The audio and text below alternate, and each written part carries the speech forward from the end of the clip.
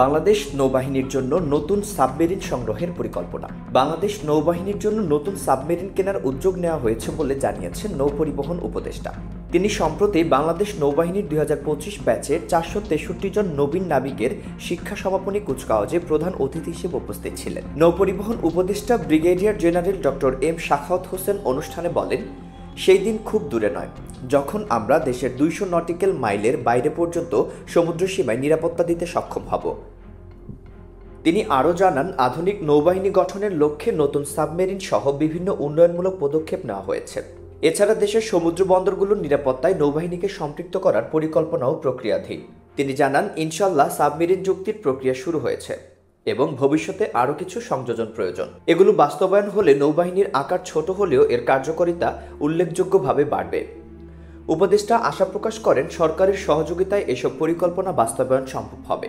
আজকের মূল আলোচনা হলো বাংলাদেশের জন্য কতটি সাবমেরিন প্রয়োজন হতে পারে এবং কোন মডেলগুলো সবচেয়ে কার্যকর হবে। প্রতিবেশী দেশ ভারতের বর্তমান সাবমেরিন সক্ষমতা যথেষ্ট শক্তিশালী। তাদের নৌবাহিনীতে বর্তমানে 2টি পারমাণবিক সাবমেরিন সহ প্রায় 17টি ডিজেল চালিত আক্রমণাত্মক সাবমেরিন রয়েছে। অন্যদিকে মিয়ানমারও এখন 3টি সাবমেরিন পরিচালনা করছে। এর মধ্যে একটি হলো চীনের টাইপ 035 এবং অন্যটি রাশিয়ান কিলো ক্লাস সাবমেরিন, যা ভারত উপহার দিয়েছে। এই প্রেক্ষাপটে দেখা যায়, যদি কখনো ভারত বঙ্গোপসাগর এলাকায় বাংলাদেশকে লক্ষ্য করে নৌ অবরোধের সিদ্ধান্ত নেয়, তবে অন্তত 7 থেকে 8টি সাবমেরিন মোতায়েন করতে হবে। কারণ ভারতের বাকি সাবমেরিনগুলো পাকিস্তান সীমান্তে বা আন্দামান চীন ফ্রন্টে ব্যস্ত থাকে। এই বাস্তবতা থেকে সহজে অনুমান করা যায় বাংলাদেশের জন্য অন্তত 8টি আধুনিক ডিজেল চালিত আক্রমণাত্মক সাবমেরিন প্রয়োজন, যাতে সম্ভাব্য নৌ অবরোধ প্রতিরোধ এবং আঞ্চলিক নৌ ক্ষমতার ভারসাম্য বজায় রাখা সম্ভব হয়। এখন প্রশ্ন আসে, বাংলাদেশের জন্য কোন দেশ এবং কোন মডেলের সাবমেরিন সবচেয়ে উপযুক্ত হবে? বাংলাদেশের জন্য সম্ভাব্য সরবরাহকারী দেশ হতে পারে চীন, ইউরোপ ও দক্ষিণ কোরিয়া। চীনের সম্ভাব্য মডেল হল টাইপ 039 সং ক্লাস ও টাইপ 039AB ইন্ডিয়ান ক্লাস। চীনের সম্ভাব্য মডেল হল টাইপ 039 সং ক্লাস ও টাইপ 039AB U1 ক্লাস।